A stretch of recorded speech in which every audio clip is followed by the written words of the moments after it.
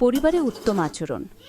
হাদিস: তোমাদের মধ্যে উত্তম সেই ব্যক্তি যে তার পরিবারের কাছে উত্তম, আর আমি আমার পরিবারের কাছে সবচেয়ে উত্তম।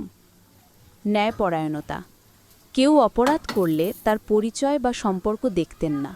আইন সবার জন্য সমান। হাদিস: ফাতেমা রাজিয়াল্লাহু যদি চুরি করত, আমি তার হাতও কেটে দিতাম।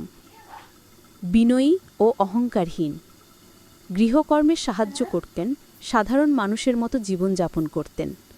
হাদিস: তিনি নিজের কাজ নিজেই করতেন। উদারতা: তিনি ছিলেন সবচেয়ে উদার, বিশেষ করে রমজান মাসে। হাদিস: তিনি ছিলেন মানুষের মধ্যে সবচেয়ে বেশি উদার। রমজানে তার উদারতা ঝড়ের গতির মতো বেড়ে যেত। ক্ষমাশীলতা: যারা তাকে শত্রুতা করেছে তাকেও তিনি ক্ষমা করেছেন। উদাহরণ: মক্কা বিজয়ের দিন তিনি বলেছিলেন, আজ তোমাদের উপর কোনো দোষারোপ নেই, তোমরা সবাই মুক্ত। উচ্চ নৈতিকতা ও উত্তম ব্যবহার: তিনি কাউকে কটু কথা বলতেন না, অপবাদ দিতেন না, কারো সম্মান নষ্ট করতেন না।